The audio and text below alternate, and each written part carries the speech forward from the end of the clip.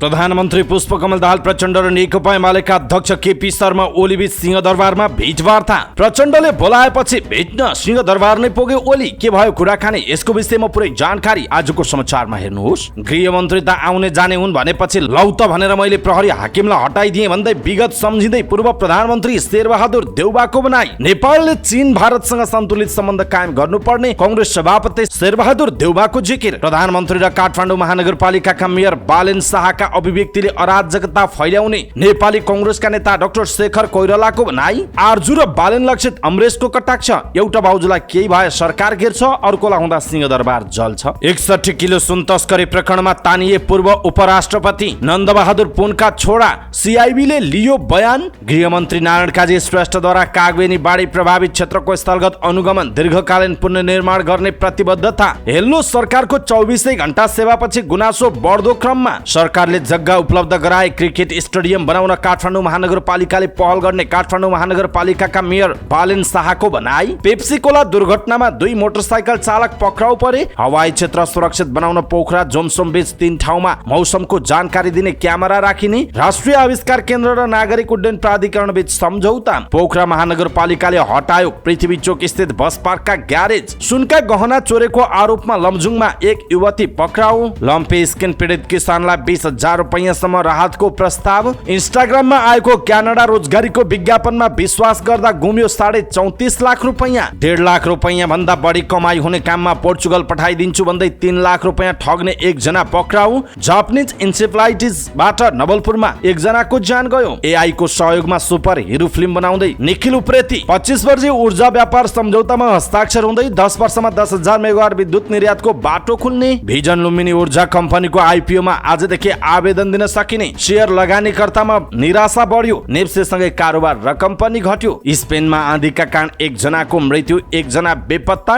नासाको space x crew 6 पृथ्वीमा फर्कियो। जिम्बाब्वेका नवनिर्वाचित राष्ट्रपति इमर्सन मनाङ्गाग्वाले लिए शपथ ग्रहण। एक दिवसीय विश्वकपका लागि भारतको 14 सदस्यीय टोलीको घोषणा। एसिया कप क्रिकेट अन्तर्गत सोमबार राति नेपाल र भारत बीचको खेल रोमाञ्चक। पराजित भए पनि साहसिक ब्याटिङ मार्फत नेपालले भारत सामु चुनौती पेश गर्यो। नेपाली फिल्मको कुटुमा कुटु गीतमा विराट कोहलीले नाचे। उक्त दृश्य सामाजिक सञ्जालमा भाइरल। चीनको हान्झाउमा हुने 19औं एसियाली खेलकुदको तयारी तीव्र। एसियाली खेलकुदको समयमा विद्युत आपूर्ति सुनिश्चित गर्न आपतकालीन अभ्यास जारी। र 19औं एसियाली खेलमा नेपाली करातेले पदक जित्ने विश्वास।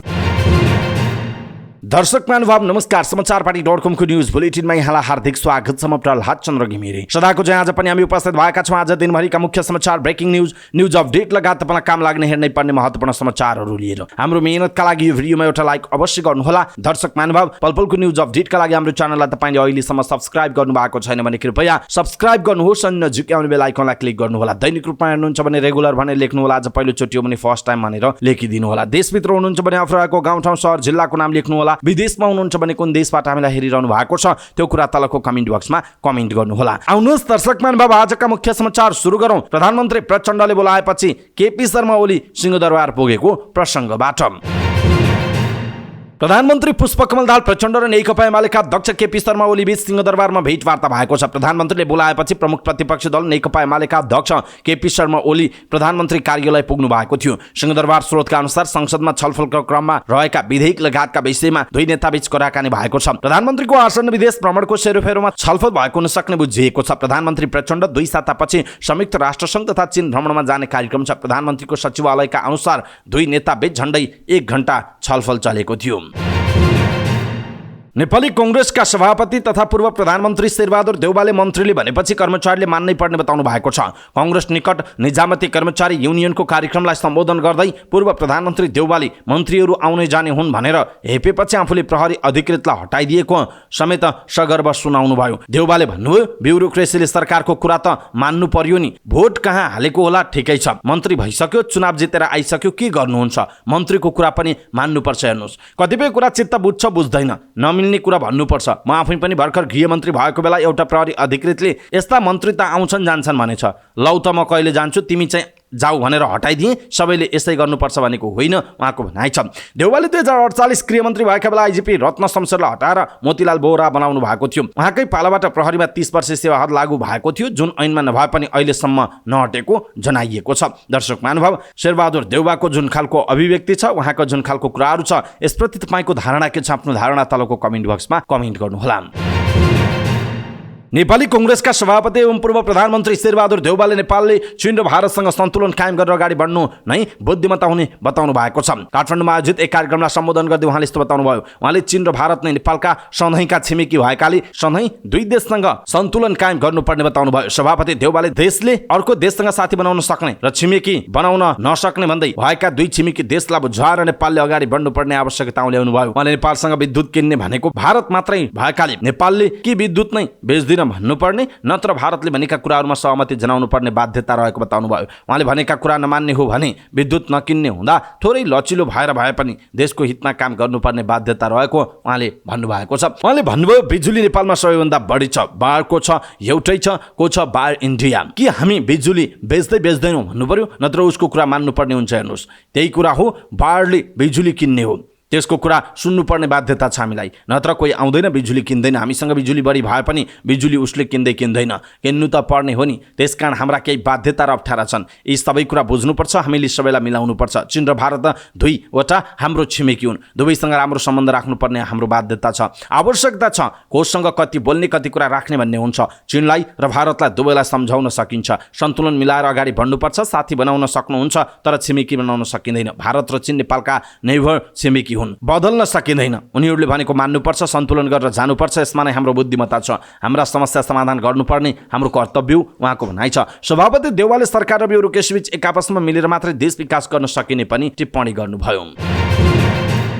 नेपाली कांग्रेसका नेता शेखर कोइरालाले प्रधानमन्त्री र काठमाडौँ महानगरपालिकाका मेयर बालेन शाहको अभिव्यक्तिले अराजकता फैलाइरहेको टिप्पणी गर्नुभएको छ। नेपाल निजामती कर्मचारी युनियनको कार्यक्रमलाई सम्बोधन गर्दै अराजकताले देश नचल्ने उहाँले बताउनु भयो। उहाँले भन्नुभयो, 2 दिन अघि काठमाडौँको मेयरले बोल्नुभयो, देशको सबैभन्दा ठुलो महानगरको मेयरले त्यो अराजक किसिमले बोल्नु हुँदैन। देशको प्रधानमन्त्रीले अराजक किसिमले हामीलाई भोट दिएपछि जातीय पहिचानको राज्य बनाइदिन्छौँ भन्न मिल्दैन, यसरी देश चल्दैन उहाँको भनाइरहेको छ। यसैबीच नेपाली कांग्रेसका नेता शेखर कोइरालाले पुष्पकमल दाहालको पछिल्लो अभिव्यक्तिप्रति पनि आपत्ति जनाउनु भएको छ। जातीय पहिचानको राज्य बनाइदिने जस्ता अराजक किसिमले प्रधानमन्त्री दाहालले बोल्नु नहुने उहाँको टिप्पणी छ। पछिल्लो व्यक्तिबाट देश चल्न नसक्ने उहाँले बताउनु भयो। प्रधानमन्त्री दाहालका अभिव्यक्तिलाई पार्टीले गम्भीरतापूर्वक लिनुपर्ने पनि उहाँको भनाइरहेको छ। नेता कोइरालाले पार्टीको तर्फबाट सरकारमा गएका मन्त्रीहरूलाई बोलाएर पार्टी निकट कर्मचारी संगठनको समस्या समाधानका लागि सचेत गराउन पार्टी सभापति शेरबहादुर देउवालाई पनि उहाँले सुझाव दिनुभयो। उहाँले संघीय निजामती सेवा ऐनमा पार्टीबाट सुझाव दिनका लागि सहमहामन्त्री जीवन परियारको नेतृत्वमा एउटा छुट्टै समिति बनाउन पनि सभापति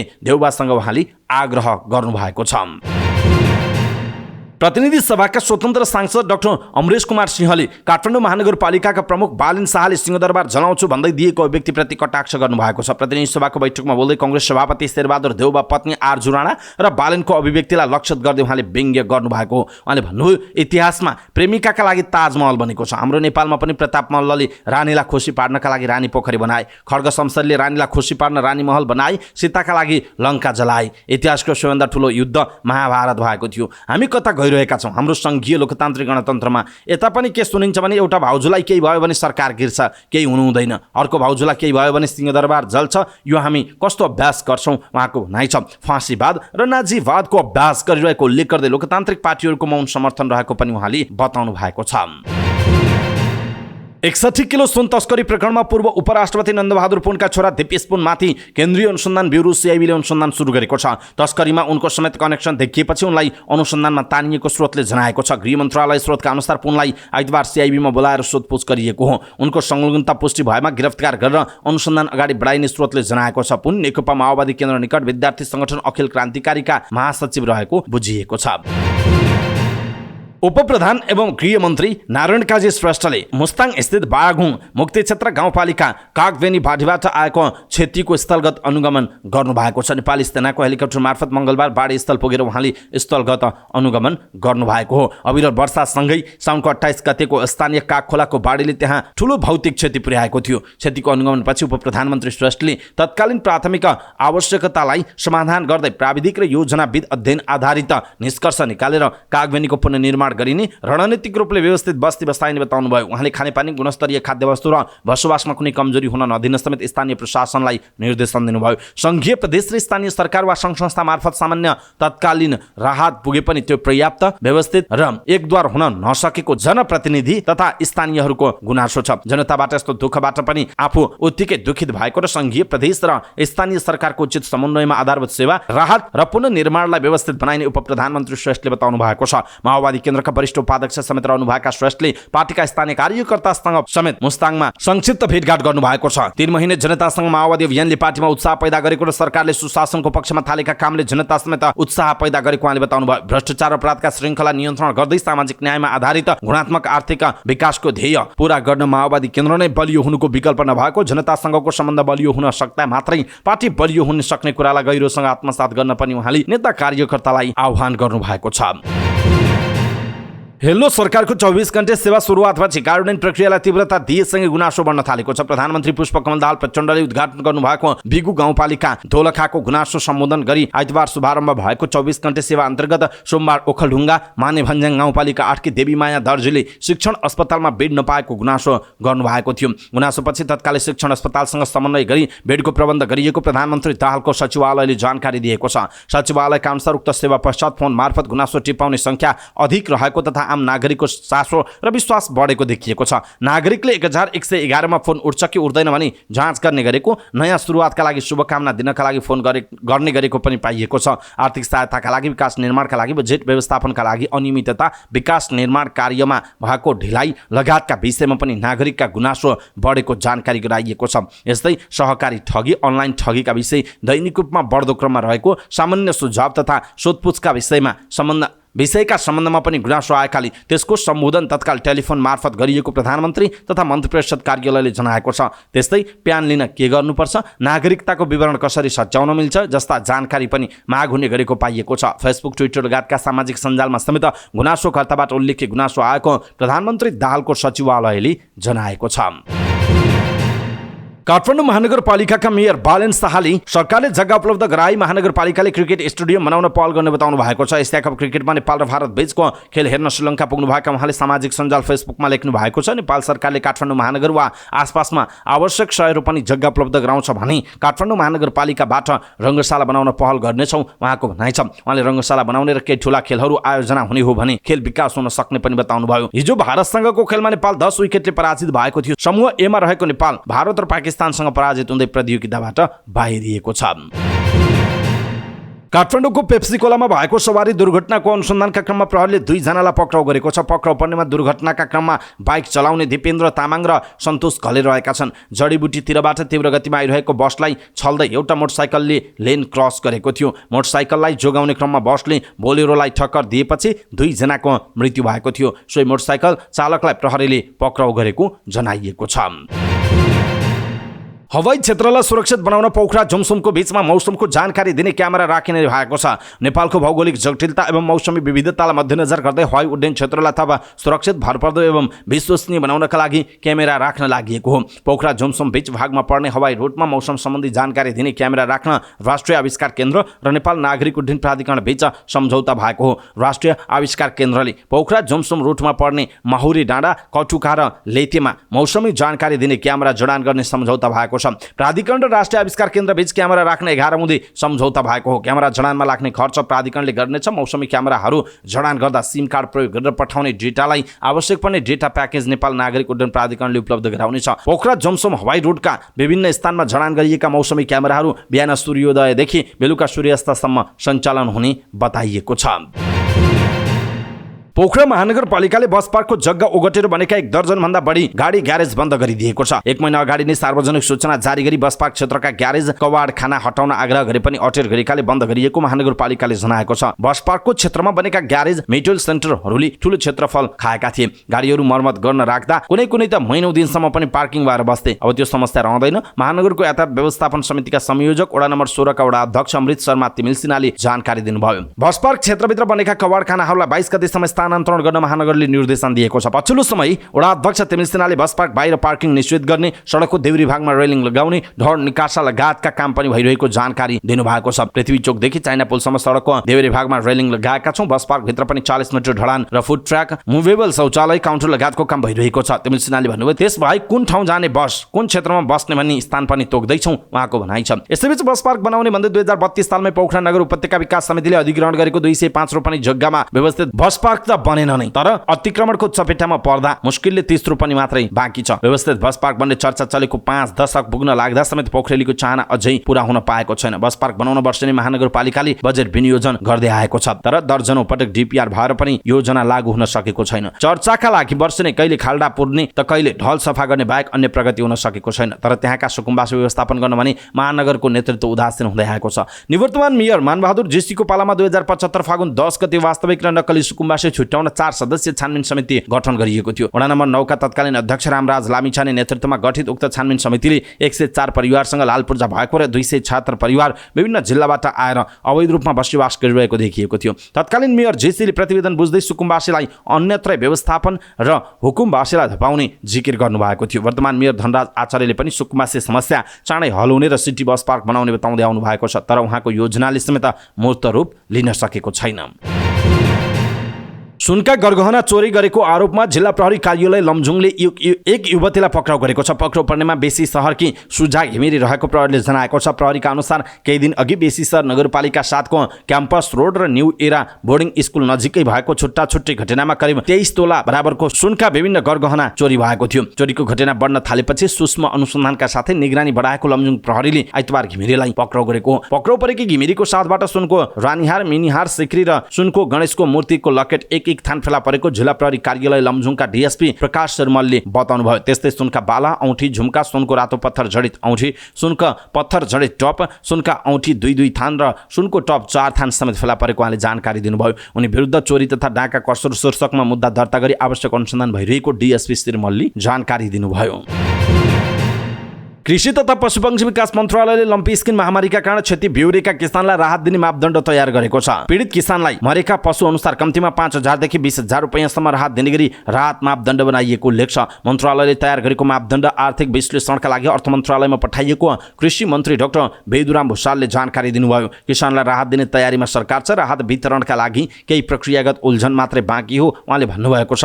मापदण्ड बनाएका मन्त्रालयका सहसचिव रामचन्द्र तिवारीका अनुसार किसानलाई नगदमै राहतको प्रस्ताव गरिएको छ। मापदण्डमा विवरण सङ्कलन, प्रमाणीकरण र नगद राहत प्रस्ताव गरी 3 चरण प्रस्ताव गरिएको छ। किसानलाई दिने राहत पनि 3 प्रकारको छ। किसानलाई ठुला वयस्क भैँसी र गाई मरेकोमा प्रति चौपा 20,000 रुपैयाँ, स्थानीय जातको ठुला गाई भैँसी गोरु र राँगालाई 15,000 र मृतक बाछा बाछीलाई 5,000 रुपैयाँ राहत प्रस्ताव गरिएको छ। मन्त्रालयका अनुसार लम्पी स्किन महामारीका कारण भदौ दोस्रो सातासम्म देशभर 52,548 पशु मरेको तथ्याङ्क छ। तर अहिलेको तथ्याङ्कमा कति वयस्क, कति रैथाने र कति बाछा बाछी मरेको हो भन्ने विवरण नरहेको जनाइएको छ। सामाजिक सञ्जाल इन्स्टाग्राममा आएको वैदेशिक रोजगारीमा विश्वास गर्दा एक व्यक्तिले 34.5 लाख रुपैयाँ गुमाएका छन्। इन्स्टाग्राममा क्यानाडामा राम्रो सुविधासहित वर्क पर्मिट भिजा पाइने नक्कली विज्ञापनको विश्वासमा पर्दा 34,57,710 रुपैयाँ गुमेपछि मात्रै एक व्यक्तिले आफू ठगीमा परेको पत्तो पाएको काठमाडौँ उपत्यका अनुसन्धान कार्यालयले जनाएको छ। कार्यालयका अनुसार सामाजिक सञ्जाल इन्स्टाग्राममा क्यानाडा वर्क पर्मिट सहितको रोजगारी पाइने विज्ञापन देखेपछि पीडित व्यक्तिले इन्स्टाग्राम प्रयोगकर्तासँग कुराकानी गर्न सुरु गरेका थिए। कुराकानीकै क्रममा क्यानाडामा क्यासियरको काम लगाइदिन्छु भन्दै महिनामा 5,700 क्यानेडियन डलर अर्थात् 5,45,000 तलब हुने प्रलोभन देखाए। त्यसका लागि प्रक्रिया अगाडि बढाउन IELTS को सर्टिफिकेट, त्यस्तै गरी बायोडाटा, राहदानी, शैक्षिक योग्यताका प्रमाणपत्रहरू पठाइदिन भनेपछि व्हाट्सएपमा कुराकानी सुरु भएको थियो। पीडित व्यक्तिले उनकै कुरामा विश्वास गरी पटक पटक व्हाट्सएपमा कुराकानी गर्दै पैसा दिन थालेका थिए। क्यानाडाको प्रक्रियाको लागि health insurance, security deposit, allocated fund, visa verification, DHL मार्फत कागजात पठाउन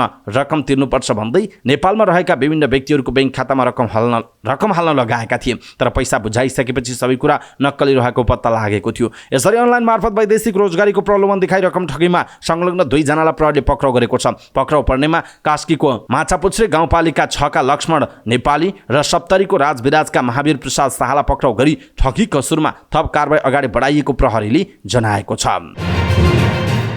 पोर्चुगल पठाइदिन्छु भन्दै रकम ठगी गर्ने एकजनालाई प्रहरीले पक्राउ गरेको छ। प्युठानको मल्ला रानी गाउँपालिका 5 खलङ्गा स्थायी घर भई अहिले काठमाडौँ सामाखुसी बस्ने नवराज खड्कालाई प्रहरीले पक्राउ गरेको। नवराजले सन्देह परियारलाई पोर्चुगलमा राम्रो कम्पनीमा काम लगाइदिने र त्यसका लागि 15 लाख रुपियाँ लाग्ने भन्दै पटक पटक गरी 3 लाख रुपियाँ लिएका थिए। पोर्चुगल पुगेपछि महिलाको 1.5 लाख रुपियाँ भन्दा बढी कमाई हुने नवराजले प्रलोभन देखाएका थिए। तर 3 लाख रुपियाँ रकम लिएपछि नवराज सम्पर्कविहीन भएका थिए। रकम लिएर एजेन्ट फरार भएपछि सन्दीपले वैदेशिक रोजगार विभागमा उजुरी दिएका थिए। विभागको पत्राचार अनुसार रकम ठगी गर्ने नवराजलाई पक्राउ गरी थप अनुसन्धानका लागि वैदेशिक रोजगार विभागमा पठाइएको जनाइएको छ। लामखुट्टेको टोकाइबाट लाग्ने रोग जापानिज इन्सेफ्लाइटिसबाट नवलपुरमा एकजनाको ज्यान गएको छ। देवचोली नगरपालिका 17 निवासी 66 वर्षीय महिलाको जापानिज इन्सेफ्लाइटिसबाट ज्यान गएको स्वास्थ्य कार्यालय नवलपुरका प्रमुख केशव चापागाईले जानकारी दिनुभयो। जिल्लामा चालु आर्थिक वर्षमा 2 जना महिलामा जापानिज इन्सेफ्लाइटिस पुष्टि भएको मध्ये 1 जनाको ज्यान गएको छ। उहाँले भन्नुभयो 1 जनाको भरतपुरमा उपचार भइरहेको छ। गएको आर्थिक वर्ष 2079-80 मा जिल्लामा 5 जनाको जापानिज इन्सेफ्लाइटिसबाट ज्यान गएको स्वास्थ्य कार्यालयको तथ्याङ्कमा छ। गएको आर्थिक वर्षमा 7 जनामा संक्रमण पुष्टि भएको मध्ये 5 जनाको ज्यान गएको हो। जिल्लामा गएको आर्थिक वर्षदेखि जापानिज इन्सेफ्लाइटिस फेला परेको प्रमुख चापागाईले बताउनुभयो। जिल्लामा रोग देखिएपछि पालिका मार्फत जनचेतनामूलक अभियान सञ्चालन गर्न थालिएको बताइएको छ। जापानिज इन्सेफ्लाइटिस क्युलेक्स भन्ने लामखुट्टेबाट सर्ने रोग हो। यी लामखुट्टेहरू मध्यम आकारका, खैरो रङको र पेटतिर भने सेतो चिन्हहरू भएका हुन्छन्। तिनले प्राय घाम ढल्केपछि र अँध्यारो भएपछि टोक्ने गर्छन्। उहाँले भन्नुभयो विशेष गरी धानबालीमा जमेको पानी र यस लामखुट्टेको प्रमुख वासस्थान हो। साउन भदौ र असोजमा जापानिज इन्सेफ्लाइटिस बढी देखिने गर्छ। यस रोगबाट धेरै व्यक्तिहरू गम्भीर बिरामी नहुने गरे पनि केहीको गम्भीर अवस्था सृजना भई दिमागलाई नै असर गरी ज्यान जाने गरेको चापागाईले बताउनुभयो। यस रोग लाग्दा धेरै जसोलाई ज्वरो, झाडा पखाला, बान्ता, थकेतुने, गर्दन दुख्ने, घाँटी दह्रो हुने, टाउको दुखाइ वा कमजोरी देखिन्छ। उहाँले भन्नुभयो यस रोगका खतराका लक्षणहरू छारे रोग, प्यारालाइसिस र अचेत हुनु पनि रहेको जनाइएको छ। निखिल उप्रेती एक्सन अभिनेताको रूपमा दर्शकमा चर्चित छन्। 7 तले भवनबाट हाम फालेका उनको कुनै बेलाको स्टन्टको चर्चा अहिले पनि हुने गर्छ। उनी निखिललाई लिएर यति बेला नयाँ खबर छ। एक पडकास्ट अन्तर्वार्तामा निखिलले नेपालीपन भोकेको सुपर हिरो नेपाली फिल्म निर्माणको तयारीबारे खुलासा गरेका छन्। हलिउड स्टुडियो मार्वलले बनाउने सुपर हिरो फिल्मबाट आफू प्रभावित भएको र नेपालमा पनि यस्तै खाले सुपर हिरो फिल्मको परिकल्पना आफूले गरेको प्रेतीले बताएका छन्। उनले भनेका छन् म मार्वलबाट प्रभावित भएर फिल्म पनि बनाउँदैछु। बजेट ठुलै आवश्यक हुन्छ तर नेपाली फिल्म भनेर बाहिरका लागि पनि देखाउन सकाउन यो अनटाइटल फिल्मले नेपालीपन बोक्ने उनको भनाइ छ। नेपालको कथावस्तुलाई विश्वले हेरोस् भन्ने उद्देश्यले फिल्म बनाउन लागेको उनले बताएका छन्। हाम्रो सुपर हिरो कस्तो होला, कस्तो इनोसेन्ट होला, स्पाइडरम्यान जस्तो त पक्कै नहोला उनले भनेका छन्। उक्त अन्तर्वार्तामा निखिलले यो फिल्ममा लगानी गर्न केही व्यक्तिले रुचि देखाएको र आफूले निर्देशन गर्न सक्ने सङ्केत गरेका छन्। यो फिल्म निर्माणका लागि आफूले कृत्रिम बौद्धिकता एआईबाट सहयोग लिने बारे पनि उनले कुरा गरेका छन्। निखिलको पछिल्लो फिल्म भिलिन सन् 2019 मा रिलिज भएको थियो। पिंजडाबाट उनले नेपाली फिल्ममा अभिनयको करियर थालेका हुन्। प्रधानमन्त्री प्रचण्डको भारत भ्रमणका क्रममा प्रारम्भिक हस्ताक्षर भएको दीर्घकालीन विद्युत व्यापार सम्झौतालाई अनुमोदन गरिसँगै 10,000 मेगावाटसम्म विद्युत भारत निर्यात गर्ने बाटो खोल्ने भएको छ। दीर्घकालीन विद्युत व्यापार सम्झौतालाई भारतको मन्त्री परिषदले अनुमोदन गरेको जानकारी प्राप्त भएको र त्यसमा चाँडै नै काठमाडौँमा 2 देशका सचिव स्तरमा हस्ताक्षर हुने ऊर्जा, जलस्रोत तथा सिंचाई मन्त्रालयका सचिव दिनेश घिमिरेले जानकारी दिनुभएको छ। दीर्घकालीन विद्युत व्यापार सम्झौता लङ टर्म पावर पर्चेज एग्रिमेन्टमा मुख्य रूपमा 10 वर्षमा 10,000 मेगावाट विद्युत निर्यातको विषय उल्लेख छ। सम्झौतापछि त्यसको बाटो खुल्छ उहाँले भन्नुभएको छ। त्यसो त अहिलेकै सम्झौताले 10 वर्षसम्म हुने 10,000 मेगावाट निर्यातलाई वैधानिक आधार प्रदान गर्नेछ। यसबीचमा त्यसमा केही परिमार्जन गर्नु पर्यो भने त्यसको अधिकार 2 देशका सचिवहरूलाई अधिकार दिएको घिमिरेले बताउनुभयो। 10 वर्षपछिको लक्ष्य निर्धारण 2 देशका सचिवहरूले त्यही बेला तय गर्न सक्ने अधिकार सम्झौताले नै दिएको सचिव घिमिरेले बताउनु भएको छ। 10 वर्षपछिको परिस्थितिका आधारमा 25 वर्षसम्म कति विद्युत निर्यात गर्ने भन्ने निर्णय हुनेछ। यसबीचमा नयाँ परिस्थिति सृजना भयो भने लक्ष्यहरू परिमार्जन पनि गर्न सकिनेछ घिमिरेको भनाइ छ। प्रधानमन्त्री पुष्पकमल दाहाल प्रचण्डले भारत भ्रमणका क्रममा गत जेठ 16 गते 2 मुलुकबीच दीर्घकालीन विद्युत व्यापारको प्रारम्भिक सम्झौता गरेको जनाइएको छ। भिजन लुम्बिनी ऊर्जा कम्पनी लिमिटेडले प्राथमिक शेयर आइपिओ खुल्ला गरेको छ। कम्पनीले भदौ 19 गते मंगलबारदेखि आयोजना प्रभावित क्षेत्रका स्थानीय बासिन्दा तथा वैदेशिक रोजगारीमा रहेका नेपालीहरूका लागि आइपिओ निष्कासन खुल्ला गरेको हो। कम्पनीले जारी पुँजी 1,19,25,00,000 रुपैयाँको 20% हुन आउने 38,25,00,000 रुपैयाँ बराबरको 38,25,000 किता साधारण शेयर निष्कासन गर्न नेपाल धितोपत्र बोर्डबाट स्वीकृति पाएको थियो। जसमध्ये जारी पुँजीको 10%ले हुने 19,12,50,000 रुपैयाँ बराबरको 19,12,500 किता शेयर आयोजना प्रभावित क्षेत्रका स्थानीय बासिन्दाहरूका लागि निष्कासन खुल्ला गरेको छ।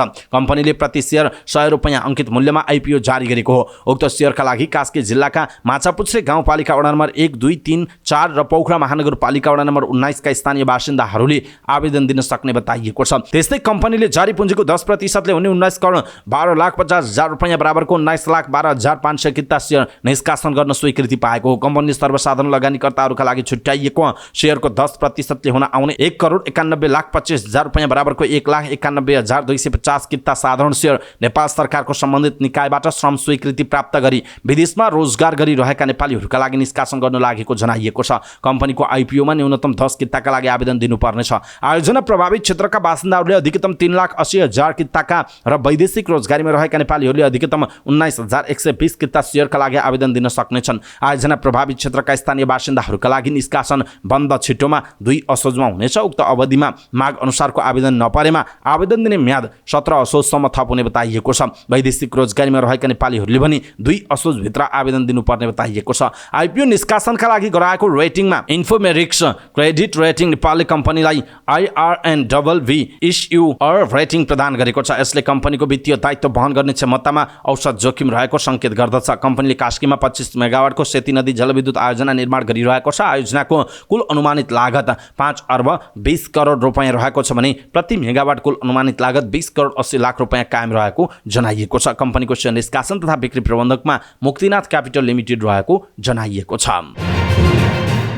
शेयर बजारमा लगानीकर्ताको सक्रियता घट्दै गएको छ। बजार परिसूचक निवेशले घट्दै जाँदा लगानीकर्ताको सक्रियता पनि कमजोर बन्दै गएको हो, जसले गर्दा कारोबार रकम पनि घट्दै गएको छ। गत साताको बुधबार र बिहीबार तथा यो साताको आइतबार लगातार 3 कारोबारको दिनसम्म घटेको निवेशले सोमबार सामान्य सुधार हुँदा लगानीकर्तामा पनि केही उत्साह देखिएको छ, जसले सोमबार कारोबार रकम पनि 1 अर्ब माथि पुगेको थियो। तर मंगलबार पुनः नेप्सेमा गिरावट हुँदा कारोबार रकममा पनि संकुचन आएको छ। साताको तेस्रो कारोबारको दिन मंगलबार बजार परिसूचक निवेशले 6.45 अंकले गिरावट हुँदा 1961.37 को बिन्दुमा बन्द भएको छ। मंगलबार उत्पादनमूलक र व्यापार बाहेक सबै उपसूचकमा गिरावट भएको छ। उत्पादनमूलक उपसूचक 0.38% र व्यापार उपसूचक 0.46% ले वृद्धि भएको छ। होटल तथा पर्यटन उपसूचक सर्वाधिक 0.79% ले गिरावट हुँदा वित्त कम्पनी उपसूचक 0.76% र हाइड्रो पावर उपसूचक 90.65% ले गिरावट भएको छ।